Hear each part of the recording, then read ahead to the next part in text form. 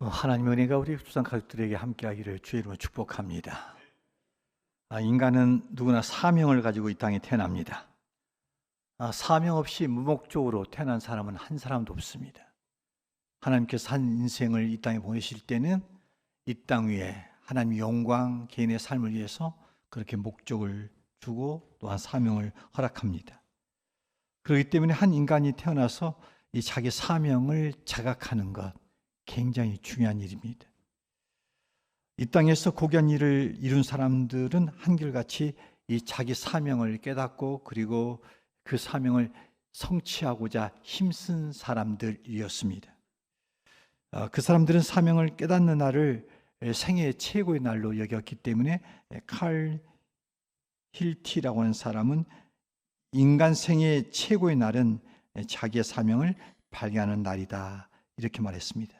그리고 기독교 철학자 키에르케고르는 온 천하가 다 무너지더라도 내가 이것은 꽉 붙들고 놓을 수가 없다.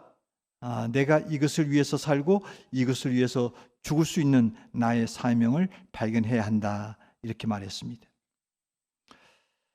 사명은 그 사람을 위대하게 만들어줍니다. 그래서 사명을 위해서 살고 그리고 사명을 위해서 죽는 사람이 보편적으로 큰 일을 감당하게 되어집니다. 사람은 자기 사명을 발견하고 그리고 그 사명을 성취해가는 과정 속에서 참된 보람과 기쁨과 행복을 느끼게 되어집니다. 사는 목적, 사명 이걸 모르면 참 인생은 왜 사나 이런 생각이 듭니다. 그런데 성경에서는 이 사명 받은 자에게 요구되는 것을 충성이다 이렇게 말합니다. 충성.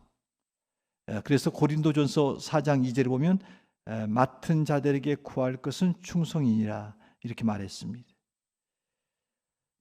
보통 이 직장이나 단체 그리고 공동체 특별히 이 교회 안에서도 사람을 일을 시켜봅니다. 그 일을 시켜보고 난 다음에 지켜보는 게 있습니다. 그게 뭐냐면 충성도를 지켜봅니다. 만일 사람은 좋은데 정말 충성도가 떨어진다면 그 사람과의 좋은 관계를 유지하기는 쉽지 않습니다. 사람도 그렇고 하나님도 그렇습니다. 일을 맡겨놓은 후에 지켜보는 것은 충성도입니다. 일찍이 사도 바울은 자신의 사명이 무엇인가를 분명히 안 사람입니다. 그래서 사도행전 20장 24절에 보면 그의 사명을 이렇게 말하고 있습니다. 나의 달려갈 길과 주 예수께 받은 사명 곧 하나님의 은혜의 복음 증거하는 일을 마치려 하면은 나의 생명을 조금도 귀한 것으로 여기지 아니하노라. 사도 바울은 예수 그리스도를 만나기 전에 주님에 대해서 폭행자였고 박해자였고 핍박자였습니다.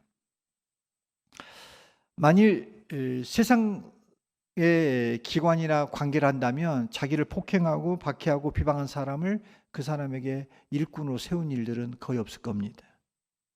그런데 하나님께서는 그를 하나님의 은혜 복음을 증거하는 일을 맡기셨다라고 하는데 오늘 말씀 12절에 보면 하나님께서 그 사도 바울에게 무엇이 있기에 그에게 그 소중한 일들을 맡기셨나 이것을 우리에게 가르쳐 줍니다. 12절 함께 읽어볼까요? 시작. 나를 능하게 하신 그리스도 예수 우리 주께 내가 감사함은 나를 충성되이 여겨 내게 직분을 맡기심이니. 사도 바울은 참 부족함이 많은 사람입니다. 특별히 예수님께 대해서 늘 미안하고 송구스러운 마음이 있었던 거죠.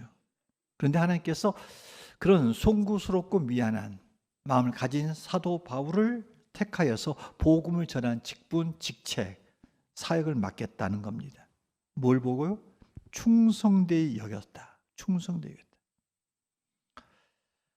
누구보다도 사도 바울에 대해서 우리 하나님이 잘 아시죠. 왜냐하면 하나님이 그를 만드신 이이기 때문입니다. 그리고 그 사람의 기질과 성향을 잘 압니다. 하나님께서 보시기에 이 사도 바울은 한번 뜻을 정하면 굽히지 않는 겁니다. 변개치 않는 겁니다. 그리고 어떤 시련과 역경이 닥쳐와도 쉽게 물러서지 않는 기질과 그런 특성이 있었어요. 그것을 우리 하나님께서 보셨고 그의 사역하는 태도, 그 태도를 주목해서 충성되이 여겨 그에게 직분을 맡기셨던 것입니다. 여기까지 우리가 사도 바울에게 직분을 맡기신 하나님의 의중을 살펴보면 주의 직분과 사역을 맡은 자에게 요구되는 것이 있다는 것을 알게 되어집니다. 그게 뭡니까? 충성이라며, 충성. 그렇습니다. 이 충성은 직분을 맡기신 분과 직분에 대한 태도를 의미합니다. 그러니까 하나님께서 그 사람의 이 충성심을 보셨다라고 하는 것은 그 사람의 역량이나 또는 어떠한 능력 이전에 그 사람의 중심을 보셨다, 그런 겁니다. 사역의 태도가 실력보다 더 중요하다, 이것을 말하고 있는 거죠. 사실 인간의 삶에서도 실력은 있어도 태도가 나쁘면 그것은 귀하게 쓰임받지 못합니다. 그렇지만 실력이 조금 부족해도 일하는 자세와 태도가 바르면 그 사람은 채용되어지고 실력을 또 기회를 줘서 점점 이렇게 발전시킬 수 있도록 기회를 허락함으로써 마침내 그 사람이 쓰임을 받게 되는 것을 보게 되어집니다. 그러므로 이렇게 직분을 맡고 사명을 맡은 직책을 맡은 자에서 요구되는 것은 충성이다 하는 것이죠. 그러면 충성이 뭘까? 충성. 추상적인 용어라서 충성이 뭘까? 사전적 의미로 보니까 충성이란 진정으로 우러나오는 정성이다. 진정으로 우러나오는 정성. 이것을 충성이라고 했죠. 그러니까 이 충성을 하려면 이것은 억지로 못하는 겁니다. 충성은 철저하게 마음에서 우러나오는 본심이기 때문에 억지로는 안 됩니다. 근데 충성이라고 하는 이 단어를 한자로 보면 아주 놀라운 하나의 의미가 담겨져 있어요. 충성할 충 했을 때 한자는 두 가지의 단어가 합성어죠. 보면 보세요. 중심 중자에다가 마음 심자를 이렇게 합성해 놓은 겁니다. 그리고 성자를 보시면 말씀원이라는 한자와 이룰성을 한자를 역시 합성한 단어죠. 그러니까 충성이란 말씀을 그 중심에 두고 그것을 성취하는 것, 말씀을 담아놓고 그것을 이루는 것을 충성이다, 이렇게 한자적 의미는 기록되어 있어요. 이것을 우리가 영적으로 해석하면 이런 겁니다. 주의 직분과 사역을 맡은 자가 하나님께 충성하기 위해서 가져야 될 자세가 뭡니까? 그것은 하나님 말씀을 그 마음에 둔다는 겁니다. 말씀을 그 중심에 두고 그 말씀에 순종하는 것, 이루는 것, 이게 충성이요, 이런 자세로 일하는 자를 충성된 일꾼이다, 이렇게 보면 됩니다. 좀 더 충성된 일꾼, 이게 뭐야 이게? 이게 좀 더 구체적으로 제가 성경적 전반적인 사상면에서 말씀을 좀 풀어볼까요? 충성된 일꾼은 몇 가지를 진단하면서 이게 충성된 일꾼인가 아닌가를 볼 수 있습니다. 이 가운데 많은 사람들이 교회 안에서 직분을 맡고 있고 직책을 맡았지요. 여러분이 한 해를 돌아오셨어요. 자, 과연 여러분 충성하셨나요? 한번 제가 조명해 볼게요. 여러분이 이 조명아에 여러분 자신을 한번 비춰보세요.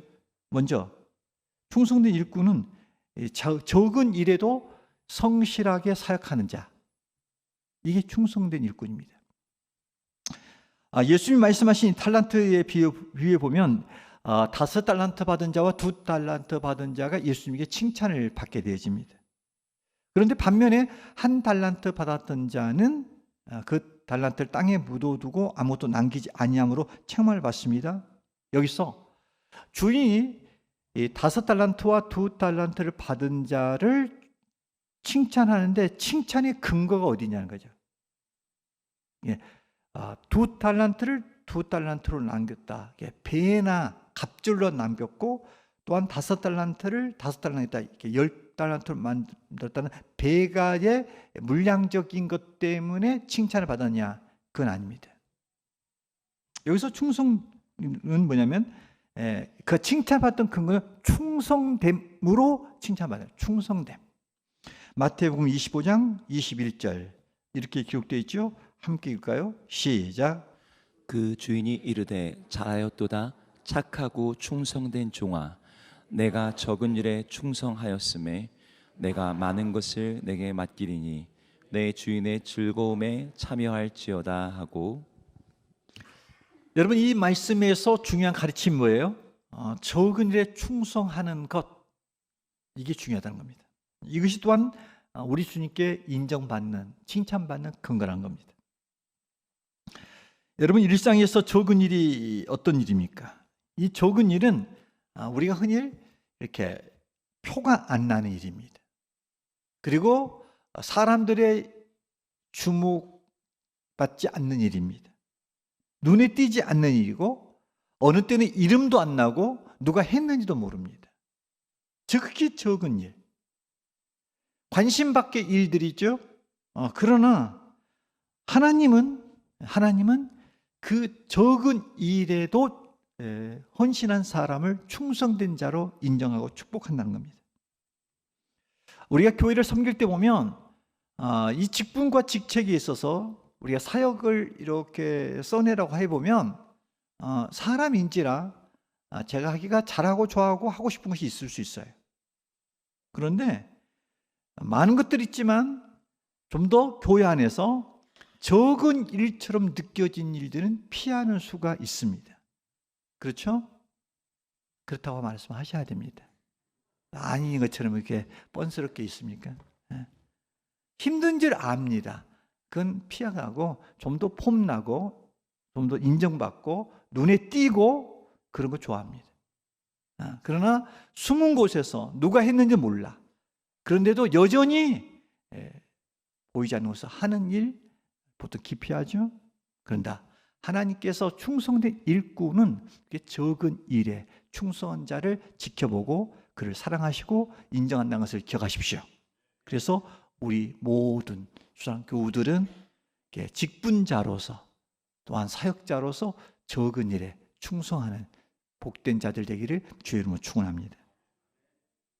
또한 성경에서 이 충성된 일꾼을 어떤 자라고 볼 수 있냐면 사도 바울의 인생을 통해서 비춰보았을 때 초심을 잃지 않는 사역자, 초심을 잃지 않는 사역자가 충성된 일꾼이 될 수 있습니다.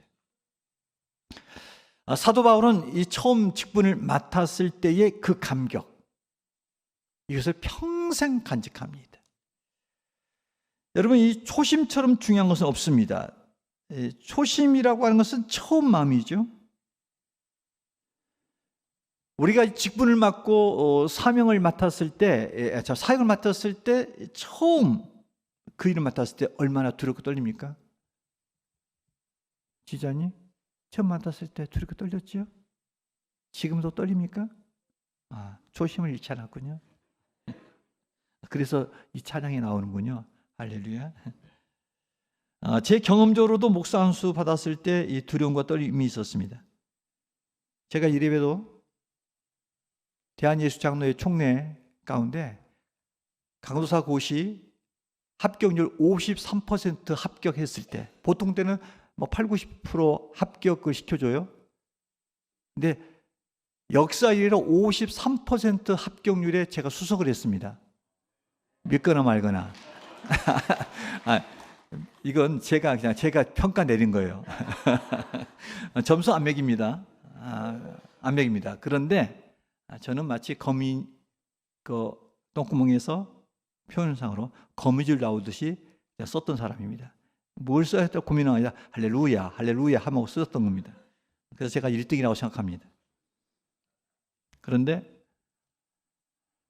저는 그 다음에 목사 안수를 받아야 되는데 안 받았습니다. 못 받긴 안 받았습니다. 그 이유는 제가 목사로서 준비된 사람인가 하는 면에서 두려움이 있었기 때문입니다. 그런데 해가 바뀌고 그 다음에도 자신이 또 없는 겁니다. 그래서 안 받으려고 했더니 두 가지의 손해 때문에 받습니다. 첫째, 고참이 말하기를 선배가 목사 그만둬라. 그 정도 자신 없으면 그만둬라 해서 제가 받았고, 또 하나는 교회에서 목사가 되어야 직급 수당이 나옵니다. 사랑의 교회에서 그 직급 수당이 차이가 있어서 나보다도 시험 못 봤는데 자는 나보다 사례가 올라간 거예요. 그래서 제가 돈의 눈이 어두워 제가 받았습니다. 웃자고 하는 이야기입니다만 아무튼 이 목사 안수 받았을 때의 그 초심은 굉장히 두려웠습니다. 지금 제가 노회장이 되어져서 이 교회 저 교회 이렇게 찾아다니면서 장로를 임직하고 또한 안수집사를 창립하고 권사를 취임하는 시기를 갑니다. 그때 제가 이렇게 안수를 합니다. 그러면 안수 끝난 다음에 악수례라고 해서 이렇게 안수받았던 장로 또한 안수집사 권사님들이 이렇게 악수를 하는 경우가 있는데 눈시울이 이렇게 적셔 있습니다. 무슨 말이냐면 그가 가지고 있는 거룩한 영적 부담과 하나님 앞에서 감격과 또 하나님 앞에서 살아야 될 책임성 때문에 그렇게 눈시울을 적시고 있다고 봤습니다. 그런데 인간의 약함은 경력이 쌓아지면 초심을 잃습니다. 완장을 차면 초심을 버리기가 십상입니다. 나가서 직분을 맡고 나면 직분 맡기 전보다 훨씬 어깨에 목에 힘이 들어갑니다. 고난이 커질수록 초심을 유지하기 어렵습니다. 이런 부분에 있어서 이 사역자들 그리고 직분자들은 늘 초심을 잃지 않으려고 해야 됩니다. 초심을 잃고 탈선하면 비로소 사명의 길에서 탈선하게 되어집니다. 저는 우리 수산교회 목회자들도 있고 장로님들도 계시고 안수집사도 있고 권사님들도 있습니다. 그 숫자가 상당수입니다. 서리집사님들도 많습니다. 여러분들이 정말 초심을 잃지 않기를 원합니다. 초심을 잃지 않아야 됩니다.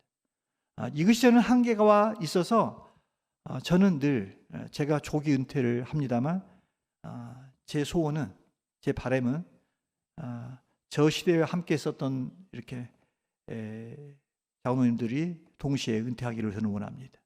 그리고 새로운 목회자가 오면 그 사람에 의해서 사람을 세워서 이렇게 가는 것이 교회를 제도적인 면에서 좀 건강하게 할 수 있다라고 생각합니다. 제 생각이에요. 제 생각이에요. 제가 아멘을 요구하지 않잖아요. 그러나 기도를 해보셔야 됩니다. 그 말은 뭐냐면 이 인간이 가지고 있는 구조를 저는 압니다. 제가 목회 44년 하면서 인간의 연약성과 완악성도 알고 고집스러움도 압니다. 그래서 늘 새 술은 새 부대에 넣어야 됩니다. 그래서 좀 정리된 바가 있어야 되는데 저는 그런 생각을 가지고 기도하고 있습니다. 이 문제를 가지고 장로님들하고 한번 이야기를 해보려고 합니다만 아무튼 이 초심을 잃지 않는 차원에서 하는 이야기입니다. 그래서 늘 초심을 잃지 않고 사역해 주기를 주의 이름으로 축원합니다. 또한 충성된 일꾼을 성경적인 면에서 보면은 이 사람은 열심으로 일하는 사역자, 이 사람이 충성된 일꾼이다 이렇게 볼 수 있습니다. 바울은 굉장히 열심히 특심했던 사람입니다. 성경의 곳곳에서 보니까 그는 하나님에 대해서 아주 열심히 했습니다. 모든 면에서 열정적인 사람이었습니다. 복음을 전파하는 일도 그렇고 또한 교회를 개척하는 일도 그렇고 교회를 돌보는 목양 사역에도 늘 열심이었고 그 열심이 정말 늘 근심과 걱정으로 근심 가운데 그가 늘 살아가는 그런 사람이었습니다. 이 열심이라고 하는 것은 속에서 타오른 열정입니다. 열심으로 충성했던 사도 바울은 로마 교회 성도들의 신앙적인 모습을 보면서 로마서 12장 11절에서 이렇게 권면합니다. 함께 읽어볼까요? 시작. 게으르지 말고 열심을 품고 주를 섬기라. 여러분, 열심을 품고 주를 섬겨라 이렇게 말씀하시는 우리 주님은 사실 열정이 대단하신 분입니다. 성경에 보면 하나님의 열심이 크시도다라고 라고 말할 뿐 아니라 하나님은 이렇게 무의도식하신 분이 아닙니다. 그분은 일을 행하시고 그것을 만들며 이것을 성취하신 분, 계획과 주도와 완성을 이루어 가시는 분입니다. 그래서 하나님의 성품이 열정이 대단하기 때문에 이 게으른 사람을 싫어합니다. 예수님은 달란트 비유에서 이 한 달란트 받은 사람에 대해서 뭐라고 평하냐면 악하고 게으른 종이다, 이렇게 말합니다. 그러니까 맡겨진 일에 최선을 다하지 않는 게으름이 단순히 도덕적인 그 사람의 정신과 자세의 삶의 문제로 평가한 것이 아니라 악이다, 이렇게 말합니다. 게으른 것은 악이다. 따라서 우리가 주의 직분과 사역을 맡아서 일할 때 열심히 해야 됩니다. 열심히. 정말 직분만 맡아놓고 직책은 주어졌고 사명은 주어졌는데, 사역은 주어졌는데 이게 손을 놓고 있다는 것은 이것은 악을 저지르는 겁니다. 우리 인생 속에서 땀 흘림이 있어야 됩니다. 저는 군대에서 딱 3번 울었습니다. 3번. 첫 번째, 5월에 연병장에서 총검술을 합니다. 저는 수경사 출신이기 때문에 폭동 진압을 했습니다. 제가 전두환 대통령으로부터 표창장을 받은 사람입니다. 죄송합니다. 그래서 그때는 제가 어쩔 수 없이 군대에 가 있었기 때문에 제가 80년대 그 광주사 때 그것을 진압을 제가 서울에서 했습니다. 죄송합니다. 그래서 표창장을 제가 받았습니다. 근데 그 폭동 진압을 할 때는 어떻게 데모대가 올 때 이것을 위압감을 줘야 되기 때문에 아주 낮은 자세로서 총을 내고 창검을 꽂고 위협적인 자세해야 됩니다. 그리고 소리를 지르는 겁니다. 강대상에서 차마 그 소리를 못 지르는데 이런 목소리 아닙니다. 아주 거친 쇠가 부딪힌 소리를 내야 됩니다. 그것을 그 당시에 중대장께서 이렇게 말했습니다. 자, 성과로 하자. 내 눈에 차면 우리가 보통 1시간 중에 50분 훈련하고 10분 휴식인데 성과로 봐서 이게 내 마음에 든다 그러면 남은 휴식이다, 이렇게 했습니다. 그래서 일을 시키니까, 훈련시키니까 어떻습니까? 15분 만에 끝나는 겁니다. 피를 토하면서, 피를 토한 건 아니고 피를 토하듯이 악을 쓰면서 아주 살기 있게 눈을 띄고 총을 들고 이렇게 위협을 했습니다. 그래서 그때 딱 끝나고 나는데 우리 전우들의 그 군복에서, 옛날 군복은 다 저거였거든요. 지금 뭐 깨구리복 같은 거 썼는데 이날에는 그냥 국방색이었잖아요. 그래서 거기에 소금기가 이렇게 절여 있는 겁니다. 그때 제가 울었습니다. 정말 이게 전우애고 우리의 땀과 눈물과 이 소금기가 이 민족을 살리는구나, 이 생각했습니다. 우리가 주 앞에 섰을 때 그 직분과 직책이 있어서 주님 앞에 내놓을 것이 있어야 됩니다. 흔적이 있어야 됩니다. 여러분의 손에, 여러분의 발에, 여러분의 심장에, 여러분의 재정에 예수의 흔적이 있어야 됩니다. 주 앞에서 무엇을 했는가에 대한 것이 있어야 됩니다. 이게 곱디고 온 손으로 여러분의 그 아름다운 발로 아무것도 상처받지 않는, 주에서 헌신하지 않는 고운 마음으로 주 앞에 설 수는 있습니다. 그러나 주께서 여러분 충성된 사람이라고 인정을 할 수가 없을 겁니다. 따라서 직분과 사역은 명함이 아닙니다. 과시형이 아닙니다. 이건 과제입니다. 목사는 전 성도를 돌볼 목자로서의 책임이 있고, 최소한 장로들은 25명분의 몫을 감당해야 됩니다. 왜 그런지 아시죠? 개교에서 장로는 세례교인 25명에 1명 정도 뽑을 정도니까 최소한 그 역할을 감당해 줘야 됩니다. 남들보다 조금 더 나으니까 내가 그 위치에 있다? 그건 너무 여러분 생각입니다. 따라서 우리 모두는 주 앞에 열심을 품고 주를 섬겨야 됩니다.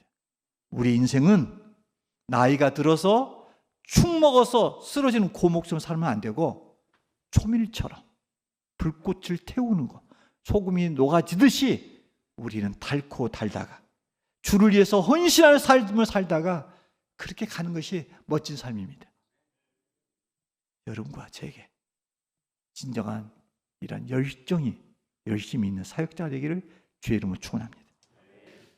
또 하나, 이 충성된 일꾼은 어떤 자이냐? 이것은 이 향상심을 품고 계속 성장해가는 사역자입니다. 향상심, 이게 무슨 말입니까? 성경적 단어의 뜻은 이렇습니다. 자신을 객관적으로 바라보고 전보다 더 나아지려고 하는 마음. 그러니까 직분자, 사역자는 한 곳에 머물러 있으면 안 됩니다. 정체되어서는 안 된다는 거예요. 사도 바울은 나는 날마다 죽는다 이렇게 말했습니다. 왜 죽습니까? 내 안에 그리스도가 드러내기 위해서. 나를 통해서 점점 하나님의 형상을 이루어가도록 내 속에 그리스도의 장성한 분량이 충만한 데 이르도록 그는 자기를 날마다 쳐서 복종시켰다 하는 겁니다. 그러면서 그의 영적인 삶은 늘 향상과 성장과 성숙을 해서 나중에는 나를 본받더라 이렇게 말할 정도가 됐다는 겁니다. 여러분, 진정 주의 사역자들은 그 영적 성장성이 멈춰서는 안 됩니다. 우리의 직분자와 이 사역자가 이 향상성이 멈춰버리면 그 사람의 영향력은 더 이상 발휘되지 않습니다. 이게 제 고민이었습니다. 사실상 제가 조기 은퇴를 하는 이유 가운데 하나입니다. 제가 가지고 있는 역량이 더 이상은 늘어나지가 않는 거예요. 사람들 눈에 보기에는 제가 제 나이 때 우리 정도 사이즈를 못하겠습니까? 그런데 정직하게 하나님의 교회를 세워가는 데서 제 영향력은 이게 한계가 있다는 것을 제가 알았어요. 이게 향상성, 이것은 체력과 지력과 영성과 모든 면에서 이게 충분하지 않다는 것을 알았어요. 그렇다면 이건 내려와야 된다. 거기에 안주하고 고집스럽고 노욕을 부리고 그것을 붙잡고 있는 것은 하나님 앞에 이것은 바른 것이 아니다. 향상성이 떨어지면 그 영향력은 떨어지고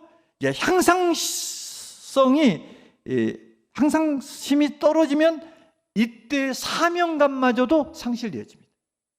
내가 성장이 안 되어지는데 어떻게 주가 부여하신 그 거룩한 것을 이행하고자 하는 그러한 것들을 유지할 수 있겠습니까? 하나님은 직분자들이 계속해서 성장하고 성숙하기를 원하십니다. 이 부분에서 마음도 넓혀져야 됩니다. 직분자가 있고 막 사역 맡은데 세월에 가서 일하는데 이 마음이 점점 좁아져. 그리고 지식적인 것도 자꾸 좁아져. 옛날에 아는 것 가지고 자꾸만 이야기를 하려고 그래. 그리고 인간관계도 성숙하지 않아. 점점 고집스럽고 아집스럽고 자기 틀을 잇고 거기에서 뭔가 터치가 되어지면 불편해하고 짜증내고 주변 사람을 어렵게 만들어요. 그러다 보니까 그렇게 향상심이 부족할 때 시험에 들고 넘어지고 쉽게 기분 나빠하고 상심하고 좌절하고 낙담하는 거예요.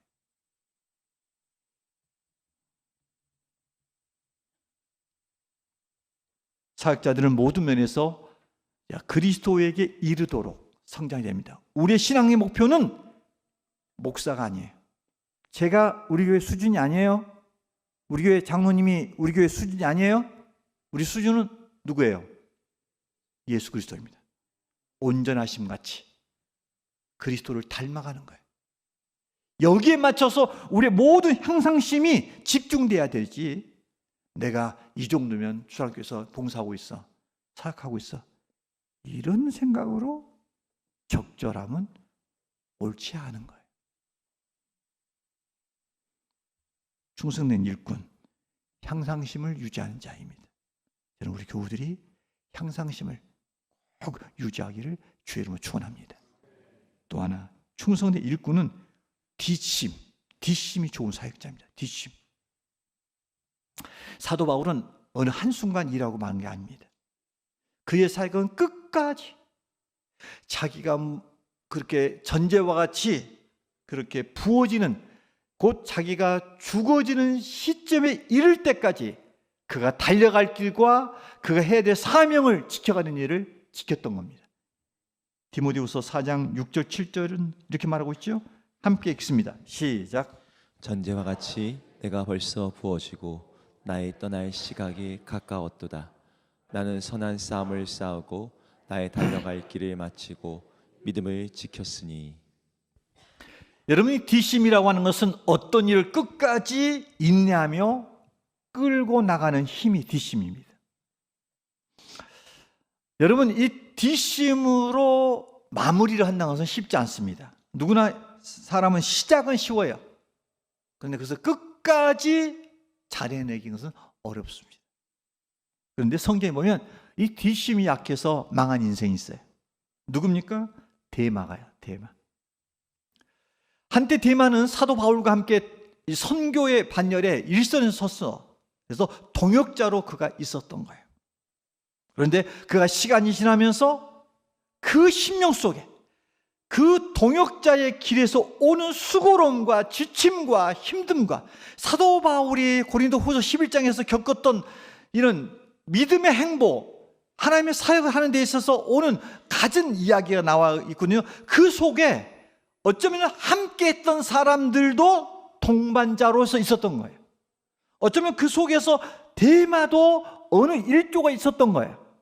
그런데 그가 그 수고로움과 지침과 힘겨움, 이것들이 이제 무거움으로만 느껴지고 이제 한켠에 세상을 사랑하는 마음이 들어오면서 사도 바울을 떠나 비로소 데살로니가로 제길을 가는 상황이 발생된 겁니다.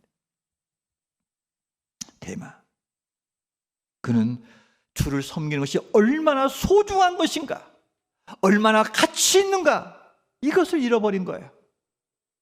그가 동역자의 길을 벗어나 세상을 사랑하여 간 자가 됐던 이유는 그가 힘드는 순간에 와, 힘드네, 이런 마음 들을 때 그만두자, 이런 마음이었고, 어떤 대가 지불을 해야 될 시점에 이제 그만하지 라는 마음이었고, 하나님을 위해서 드리는 시간과 건강과 자기 삶의 에너지를 이제는 이 정도 하면 되는 거 아닌가? 이제는 남은 인생 나 중심을 좀 살아보자 하는 자기중심의 생각으로 그가 뒷심 부족으로 사역길에서 떠났던 겁니다. 어리석은 판단이자 결정입니다. 그런데 심히 안타까운 것은 이 시대에도 우리 주변에 끊임없이 데마가 우리 앞에 잘못된 하나의 역할로서 우리에게 주어진 메시지를 듣고 있는 우리에게 여전히 교회 안에는 데마의 후예들이 줄지어 일어나고 있다는 겁니다. 데마처럼 살면 안 된다는 이야기를 알고 있지만 내가 데마의 길을 따르고 있는 사람들로 많은 사람들 그 길을 가고 있다는 겁니다. 연말이 되어지면 데마의 후예들이 여기저기 일어납니다. 저는 11월, 12월 달이 제일 긴장됩니다. 특별히 이때 밥 먹자는 사람들이 제일 무서워합니다. 밥 먹자 해놓고 밥 먹여놓고 난 다음에 할 말이 있대요. 뭐 할 말이 있겠어요? 목사님, 내년에 사역을 좀 내려놓게요. 요딴 이야기 하려고 밥 먹재요. 소화가 되겠어 그게? 아이고 저 소리 나오죠? 진짜. 여러분, 대마처럼 세상을 사랑하여 떠나는 일들은 하루아침에 일어나는 게 아닙니다. 작은 상처, 부딪힘, 힘듦, 자기중심, 편안함, 안락함, 이런 것들을 경험하고 쌓고 해가면서 서서히 진행됩니다. 그리고 어느 순간 이 줄을 놔버리는 겁니다. 이제 됐다 하는 겁니다.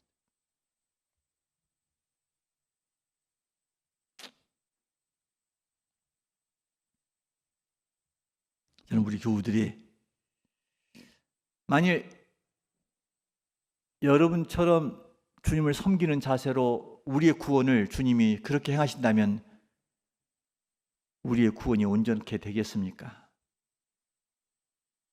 우리 안에 못마땅이 있고 지침이 있고 힘듦이 있을 때 하나님이 야 됐다 야 너 그래가지고 내 백성 되겠냐라고 포기하면 우리가 구원을 받겠습니까? 하나님이 우리를 사랑하시되 영원히 사랑하신 것처럼 우리도 주님을 사랑함이 영원하기를 주의 이름으로 축원합니다. 뒷심을 견고히 하고 달려갈 길을 끝까지 가는 거예요. 끝까지 간 데까지 가보는 거예요. 주의 영광을 위해서. 이건 별도의 메시지입니다만 우리가 주의 직분과 사역을 맡은 자들에게 필요한 것이 하나 있는데 그것은 내게 직분을 맡겨주신 것에 대해서 감사함으로 이 일을 감당해야 됩니다. 오늘 12절의 말씀 보면 이렇게 기록되어 있죠. 나를 능하게 하신 그리스도 예수 우리 주께 내가 감사함은 내게 직분을 맡기심이니 이렇게 했습니다. 여러분 모든 직분은 교회를 통해서 임명이 됩니다. 그렇지만 하나님은 교회를 통하여 임명을 할 뿐이지 그 직책과 직분은 하나님이 주신 겁니다. 그러기에 모든 직분자들은 직책과 역할은 다 하나님이 내게 맡기신 것이다 라고 생각하고 감사함으로 이것을 우리가 받들어야 된다는 것입니다. 사역을 무작정 무거운 짐으로만 여겨서는 안 됩니다. 생각해 보세요, 여러분. 나 같은 사람을 하나님 나라 건설에 일꾼으로 쓰여준다. 이 영광 아닙니까? 여러분, 한 국가의 장관으로 택함을 입어서 쓰임 받는 것도 영광인데 하나님 나라의 대사로서 이 땅에서 그 대사적 사신의 역할로서 우리가 쓰임 받고 있다면 이건 영광이 아니겠냐는 겁니다. 하나님은 주의 직분과 사역을 소중히 여기는 사람을 존귀 여깁니다. 세상의 직분보다 더 소중하게 여기는 것, 이게 바로 하나님이 우리에게 원하시는 마음입니다. 여러분, 세상의 직분은 세상의 여러분의 직장의 위치, 사회적인 위치는 한시적이에요. 그러나 하나님 맡긴 직분은 이 땅에서뿐 아니라 하나님 앞에서 평가되어진 일이기 때문에 참으로 우리의 사명, 직함, 직분은 귀하다는 것을 인지하시길 바랍니다. 우리는 성경에서 에서의 교훈을 배워야 됩니다. 에서는 이 고귀한 영적 가치를 그가 이 현실적이고 현세적이고 말초적인 것과 바꿨다는 겁니다. 그러니까 에서는 이 장자의 직분을 소홀히 여겼어요. 허기진 이 배고픔 때문에 팥죽 한 그릇 때문에 장자의 직분을 팔아넘깁니다. 당장 그렇게 하면 이 허기진 배를 채울 수 있고 힘을 얻는 데 도움이 되었을 겁니다. 그런데 그는 많은 영적인 것들을 다 잃었던 거예요. 그러나 야곱은 이 장자의 영적인 의미와 가치를 알았어요. 그러기에 그 장자의 직분을 자기 것으로 삼고자 열망하여서 이 영적인 소중히 여기는 마음으로 그는 장자의 직분을 그가 얻고자 했다는 것입니다.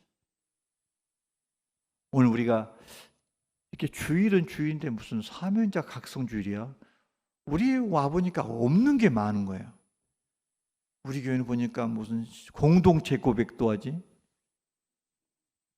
무슨 주일도 보니까 이거 드림의 주일도지. 또 그거 다 지났나 했더니 사면 이제 각성주의를 또 한다고 있어서 다음에는 없어요. 이제 안심하세요. 왜 이 일을 하겠어요? 왜 사면적 각성주의를 왜 목사가 이것을 만들까요? 제가 목회를 해보니까 사람들이 용두삼이야. 이게 처음은 시작은 뭔가 화려하게 이게 그래서 교회도 1, 2, 3월 달까지가 잘 돼요. 사람들이만 모이고요. 봉사들이 성가대도 한 30명 지원하면 30명 오는데 점점 빠져요. 이제. 점점 사역에서 청소도 처음에는 쓸고 닦았는데 나중에 오면은 인적은 간데 없고 먼지만 남았더라. 이런 형태로 이렇게 흘러가. 근데 보통 그런 것들이 5월, 6월 넘어가면 이게 빠져요. 이쯤 되면은 완전히 빠져서 이제 이렇게 들이매 줄 때 사역 신청서 내라 그러면 이게 펜대가 안 굴려져. 왜냐하면 기진맥진하여. 그 상태에서 뭔 일을 하겠어. 그래서 이렇게 살아서는 안 되겠다 해서 다시 한번 우리 각성하는 마음을 가지고 직분자 또한 우리의 사역을 함께 마음을 모으자는 차원입니다. 여러분 오늘 말씀 들으시고 이제 하나님 앞에 충성된 자로 살아가시기를 주의 이름으로 축원합니다. 충성하고자 초심 그리고 열심, 향상심, 뒷심을 꼭 유지하시길 바랍니다. 그래서 우리 교회 충성된 일꾼으로 바글바글 벌떼처럼 몰려서 정말 이천 땅에서 우리 교회를 통해서 좀 하나님 일 좀 합시다. 맨날 희지구리 해가지고 그 교회만 어떻게 유지하려고 전기세 어떻게 좀 더 내볼까 이렇게 하지 말고 좀 주는 교회, 좀 하나님 나라를 위해서 좀 일하는 교회, 다니엘 기도회를 주최했던 옳은 교회처럼 아멘 해 이때는 그 교회 여러분 성도들이 얼마나 헌신하길래 그 역사를 하겠다. 저는 그냥 늘 이렇게 힘 못 써서 겨우 천국이나 갈까 말까 하고 앉아있는 우리가 아니라 힘내서 주의 일을 잘 감당해서 이천 땅을 주도하는 정령의 복음의 진원지자 하나님의 사역의 롤 모델이 되는 주상교회로 여러분이 쓰임받기를 주의 이름으로 축원합니다.